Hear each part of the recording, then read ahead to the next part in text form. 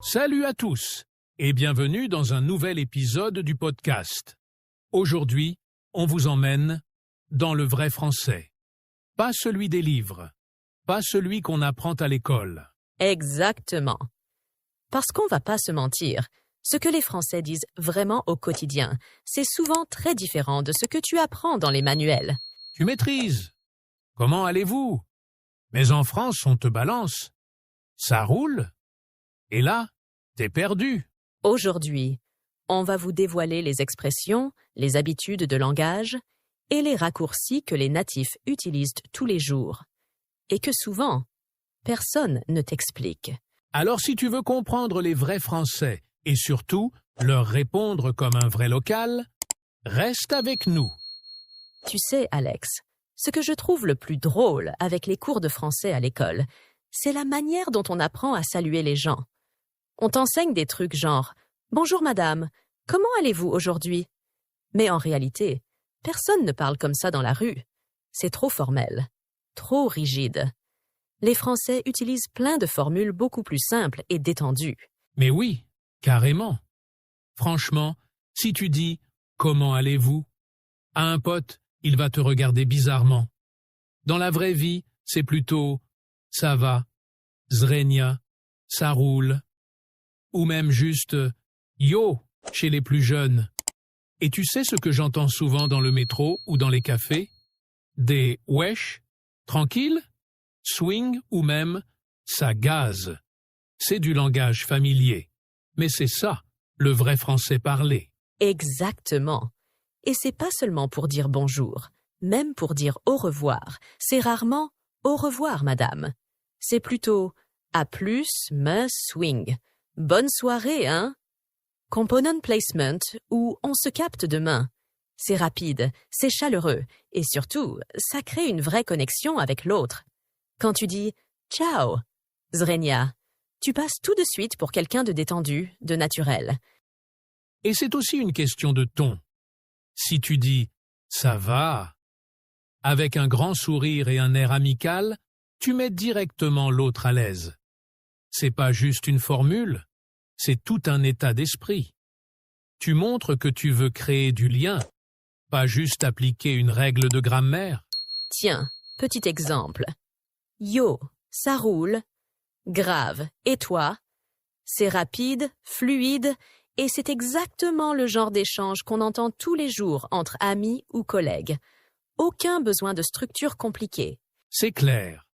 Et si tu veux paraître naturel en France, il faut capter ce genre de subtilité. Alors, pour ceux qui nous écoutent, essayez de remplacer « Bonjour, comment allez-vous » par un simple « Salut, ça va ?» et observez la différence dans la réponse de votre interlocuteur. Tu sais, ce qui surprend le plus les apprenants quand ils arrivent en France, c'est pas la grammaire ni la vitesse du français parlé. C'est les expressions familières. On utilise des tournures que tu n'as jamais vues dans un manuel, mais qu'on entend partout, dans la rue, au boulot, dans les séries, les cafés, même entre collègues. Par exemple, « j'ai la flemme ». C'est une des phrases les plus typiques. Tu veux dire que t'as pas envie de faire un truc? Tu dis « j'ai la flemme » et tout le monde comprend direct. Genre, tu viens courir avec nous demain matin? Ah non, j'ai la flemme, sérieux. Mais tellement! Et ce que j'adore, c'est que ces expressions, elles te donnent l'air vrai, tu vois. Un autre exemple que j'entends souvent, c'est pas ouf. Ça, c'est quand tu veux dire que quelque chose est bof, pas terrible, pas nul, mais pas impressionnant non plus. Genre, alors, ce film Netflix? Bof, c'est pas ouf. Tu vois, c'est rapide, c'est clair, et ça exprime exactement ce qu'on ressent sans faire une grande phrase compliquée. Un natif ne dira jamais « ce film était médiocre ». Il dira juste « c'est pas ouf ». Grave. Et si on parle des trucs qui énervent, il y a une autre expression que j'adore, c'est relou. C'est l'argot de lourd, mais dans le sens négatif. Ça veut dire que quelque chose est chiant, pénible, fatigant. Genre, tu dois refaire ton dossier administratif pour la 3e fois. Franchement, c'est relou. Tu balances ça à ton pote et il va tout de suite compatir. C'est plus vivant que « c'est embêtant », tu vois? Et tu sais quoi? Une autre qu'on utilise tous les jours, c'est « t'inquiète ». C'est la version courte de « ne t'en fais pas » ou « ne t'inquiète pas », mais c'est beaucoup plus cool, plus détendu. Tu veux rassurer quelqu'un? Tu lui dis « t'inquiète, je gère ». Ou même juste « t'inquiète ». Pas besoin d'en dire plus, ça suffit pour calmer la situation. Et mon coup de cœur perso, c'est « il abuse grave ». C'est pour dire que quelqu'un exagère de ouf. Genre ton patron qui te demande de rester 3 heures de plus un vendredi soir. Non mais attends, il abuse grave là. C'est une façon hyper spontanée de montrer que tu trouves ça abusé et que c'est pas normal. Et c'est toutes ces petites expressions qui font la différence. Si tu veux passer du niveau « je parle bien » à « je parle comme un Français », c'est ça qu'il faut capter. Les manuels t'enseignent à dire « je suis fatigué », mais dans la vraie vie, tu diras « j'en peux plus », « je suis crevé » ou « c'est relou ». Exactement. Donc, mon conseil à tous ceux qui nous écoutent, ouvre grand tes oreilles, note ces phrases dans un carnet et commence à les utiliser. Même une seule, par jour. Tu vas voir que les gens vont te regarder différemment, avec un petit sourire du genre « Tiens, il parle vraiment comme nous !» Tu sais ce qui surprend presque tous les apprenants quand ils entendent les Français parler pour la première fois? Ce n'est pas forcément la vitesse, ni même le vocabulaire. C'est qu'on a l'impression qu'ils mâchent leurs mots, qu'ils avalent les sons. Et pourtant, c'est pas qu'ils parlent mal, c'est juste qu'ils contractent tout. On ne dit pas « je ne sais pas » comme à l'école. Non, on dit « j'pas ». Et ça, tu vas l'entendre 10 fois par jour. Tu demandes à quelqu'un « tu sais où est-ce la boulangerie ?» Et la réponse sera « j'pas, je crois qu'elle est fermée aujourd'hui ». C'est super fluide, mais au début, t'as l'impression qu'il ne prononce rien correctement. Exactement. Et ce qui est fou, c'est que ces contractions, on les apprend jamais dans les cours classiques. Tu vois, on t'enseigne « tu es là ?» mais personne ne dit ça. En vrai, on dit « t'es là ?» Tu entres chez quelqu'un, tu l'appelles dans l'appartement. Tu dis pas « tu es à la maison ?» Tu cries « t'es là ?» Et on entend ça tout le temps. Dans les séries, dans la rue, même au boulot parfois. Et faut s'y habituer parce que sinon, tu passes à côté de 80% de la conversation. Et on peut aussi parler de « il y a » qui devient « ya ».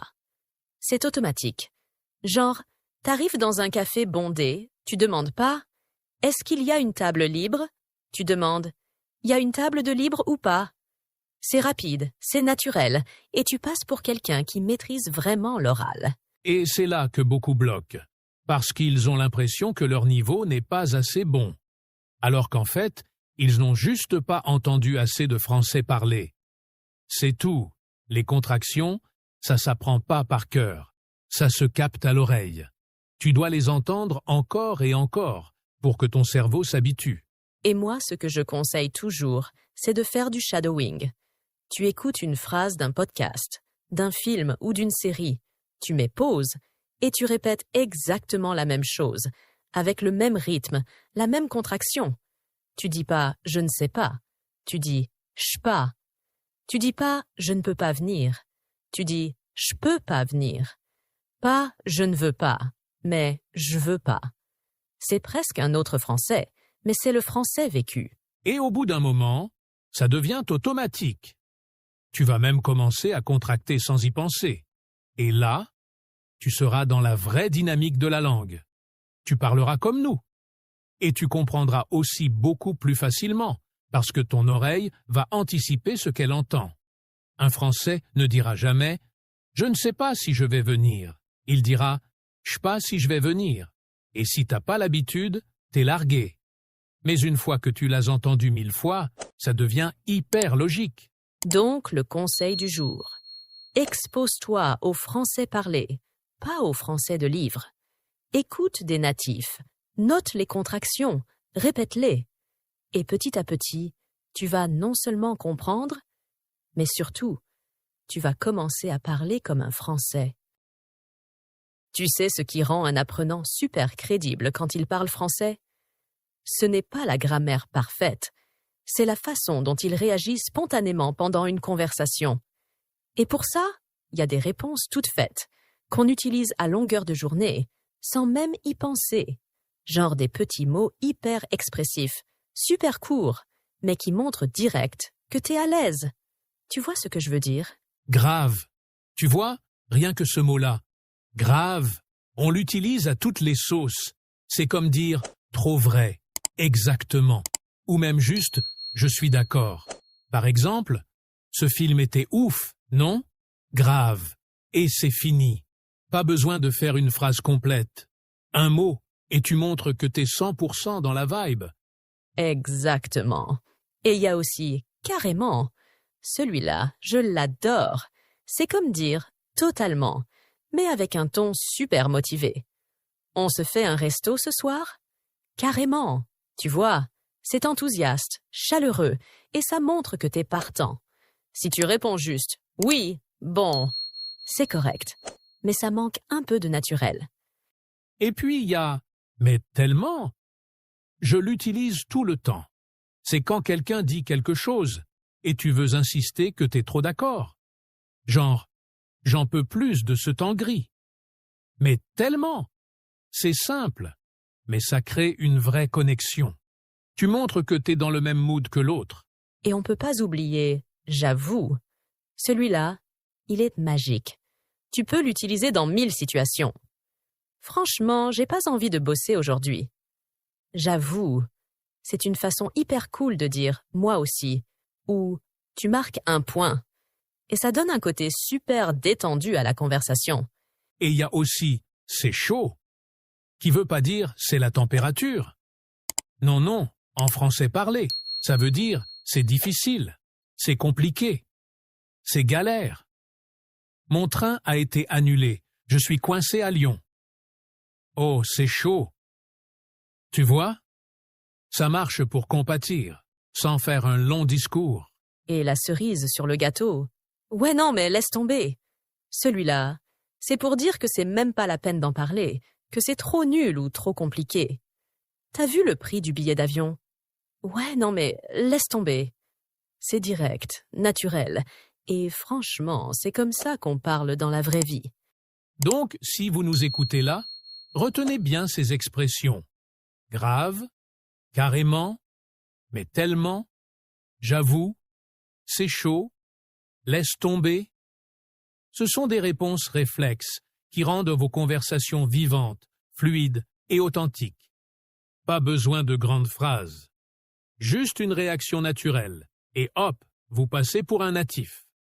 Et le mieux, c'est qu'elles sont super faciles à mémoriser. Apprends-en 2 aujourd'hui. Réutilise-les ce soir. Et tu verras, ça change tout dans ta manière de parler français. Bon, là, on arrive dans un truc que presque personne ne t'enseigne à l'école, mais que tu entends partout en France. Les tics de langage. C'est ces petits mots ou expressions qu'on utilise tout le temps quand on parle. Ils n'ont pas toujours une vraie signification, mais ils sont là, comme une sorte de ponctuation vivante. Genre, tu vois? Genre, ben, bah écoute, en mode. Bref, ce sont des outils pour meubler, pour nuancer, pour capter l'attention, ou juste pour gagner un peu de temps quand on cherche ces mots. Et franchement, si tu veux parler comme un vrai Français, tu dois connaître ça. Ouais. Et ce qui est marrant, c'est que souvent, les natifs eux-mêmes ne se rendent même pas compte qu'ils les utilisent autant. C'est naturel. Tu vas entendre un truc du style, genre, je sais pas, tu vois? Et cette phrase-là, même si elle ne veut presque rien dire, elle est super fréquente dans les conversations. On l'utilise pour réfléchir, pour prendre une respiration mentale, ou juste pour ne pas laisser un silence trop lourd. Exactement. Par exemple, le mot « genre ». Il peut avoir plein de fonctions. Tu peux l'utiliser pour donner un exemple. Il est genre super stressé en ce moment. Ou pour atténuer une idée. Genre, j'étais pas trop sûre au début. Ou même juste pour faire cool dans ta manière de parler. C'est devenu un automatisme. On l'entend à la fac, dans les cafés, même au boulot parfois. Et t'as aussi en mode. Celui-là, il est assez récent, mais hyper courant. Je suis arrivé en mode « c'est bon, j'abandonne » ou « il m'a regardé en mode « qu'est-ce que tu racontes ?» C'est une manière visuelle et un peu stylée d'exprimer une attitude, une réaction. Les jeunes l'utilisent énormément, et même les adultes s'y mettent. Et bien sûr, on ne peut pas oublier, tu vois. C'est un vrai classique. On le place à la fin des phrases pour vérifier que l'autre suit, ou juste pour garder le lien. C'était hyper long, tu vois, et du coup, j'ai préféré partir. Tu pourrais ne rien dire du tout, mais tu vois. Rends la phrase plus fluide, plus engageante, comme si tu faisais équipe avec la personne qui t'écoute. Et ben ou bah, alors là, c'est le roi des mots de remplissage. Ben, je sais pas trop. Bah, écoute, c'est pas si mal. Ce sont des tics ultra fréquents pour introduire une phrase, pour répondre à une question sans se précipiter, ou juste pour adoucir un désaccord. Et pour finir, bref, celui-là, il est génial. Tu peux l'utiliser pour résumer, pour conclure une idée, ou même pour changer de sujet rapidement. Il n'a pas répondu à mon message. J'ai attendu 2 jours. Bref, je laisse tomber. C'est punchy, c'est efficace, et ça donne du rythme à ta façon de parler. Alors, si vous êtes en train de nous écouter, essayez de repérer ces tics dans les films, dans les vidéos, dans les conversations autour de vous. Et surtout, osez les utiliser vous aussi. Même si ça vous semble un peu bizarre au début, ça va vite devenir naturel. Parce qu'au final, ces tics ne sont pas juste des bruits de langage. Ce sont des signaux sociaux, des marqueurs d'aisance, des outils pour connecter avec l'autre. Et plus tu les maîtrises, plus tu passes du français théorique au français réel, vivant et humain. Tu sais ce qui me fait toujours rire avec les apprenants de français? C'est quand ils utilisent des phrases super formelles qu'on n'entend quasiment jamais dans la vraie vie. Genre, et celle-là, je l'ai entendue des dizaines de fois. Je suis ravie de faire votre connaissance. C'est mignon, hein? Mais franchement, personne dit ça au quotidien. C'est le genre de phrase que tu entends dans un entretien d'embauche ou dans une cérémonie officielle. Si tu dis ça à quelqu'un dans un café ou à un pote de pote, il va penser que tu sors d'un vieux manuel scolaire. Mais oui, c'est exactement ça. C'est comme si un Français apprenait l'anglais et disait à quelqu'un « Je suis ravi de faire votre connaissance ». Ça sonne hyper vieux jeu. En vrai, nous on dit plutôt « Salut, moi c'est Alex, enchanté ». Ou même juste « Hey, ça va? Tu t'appelles comment ?» Et le classique « Je suis très fatigué ». C'est correct, bien sûr. Mais dans une conversation entre amis, on va carrément dire « Je suis crevé » ou même « Je suis naze ». J'en peux plus. Et même parfois un simple soupir avec « Pfff, la journée que j'ai eue ». Ouais, on a un style beaucoup plus relâché que ce que les cours de langue laissent croire. Et tu sais quoi? Quand un apprenant utilise ces expressions-là, genre « je suis crevé »,« j'en peux plus », on se dit tout de suite « Ah ouais, il comprend le vrai français, celui qu'on parle tous les jours. » Exactement. Et on pourrait continuer avec d'autres exemples. Par exemple, au lieu de dire « il est très ennuyeux », on dit plutôt « il est relou » ou « il est chiant ». Bon, là c'est un peu plus familier, hein? Faut adapter selon le contexte. Et quand quelque chose est exagéré ou complètement abusif, on dit pas forcément « c'est exagéré ». On dit « c'est abusé » ou carrément « mais attends, il abuse grave ». C'est une manière bien plus vivante et spontanée de s'exprimer. Et c'est typiquement ce que tu vas entendre dans la rue, au bureau, dans une discussion entre amis. Tu vois, ce genre d'expression, c'est ce qui donne de la couleur à la langue. C'est ce qui permet à un étranger de ne pas juste être compris, mais d'être perçu comme quelqu'un qui est à l'aise, intégré dans la culture. Et souvent, ce sont ces toutes petites choses qui font la différence dans une conversation. Et le piège, c'est justement de rester bloqué dans le langage appris à l'école ou dans les applis. parce qu'au final, personne ne parle comme dans les exercices de grammaire. Le français réel est vivant, souple et parfois complètement inattendu. Donc, si tu veux vraiment progresser et sonner naturel, commence à remplacer certaines de tes phrases trop rigides par ces petites pépites du langage quotidien. Essaie-les, amuse-toi avec et observe les réactions. Tu vas voir, ça change tout. Bon, on fait un petit récap ensemble. Ce que t'as découvert aujourd'hui, c'est pas le français des manuels. C'est le français réel, celui qu'on entend tous les jours dans les rues de Paris, dans les cafés, dans les conversations entre amis. Des expressions familières comme « j'ai la flemme »,« c'est relou »,« grave », des contractions naturelles, « t'es où »,« swing »,« je sais pas »,« y a du monde ». Des petits mots de tous les jours. Tu vois, genre, bah écoute. Des réponses courtes, spontanées, qu'on balance sans réfléchir. Et surtout, des salutations qui n'ont rien à voir avec ce que t'as appris à l'école. Et c'est ça, le vrai secret pour parler comme un Français. C'est pas une question de connaître tous les temps du subjonctif. C'est une question de rythme, d'attitude, d'écoute, et surtout, de ne pas avoir peur de sortir du cadre. Faut oser dire des trucs comme « je suis crevé »,« merci, hein »,« zrenia » ou même « si mère » si tu veux rigoler un peu. Oublie la perfection grammaticale. Ce qui compte, c'est la fluidité, la confiance, la vibe. Et toi, on veut savoir, quelle expression t'a le plus surpris aujourd'hui? Y en a une que t'avais jamais entendue, ou une que tu veux tester dès demain? Écris-nous ça en commentaire. On adore lire vos réactions, vos histoires, vos progrès. Et si t'as kiffé cet épisode, pense à t'abonner. Ça nous aide énormément. Et surtout, tu ne rateras pas les prochains épisodes pleins d'astuces, de dialogues, de situations réelles pour booster ton français. Tu peux aussi cliquer sur le petit pouce bleu si tu veux qu'on fasse une suite avec encore plus d'expressions secrètes que personne ne t'enseigne à l'école. Merci d'avoir été avec nous. C'était un plaisir comme toujours. Continue à écouter, à pratiquer, à oser. Et surtout, parle comme un vrai Français. Ciao tout le monde!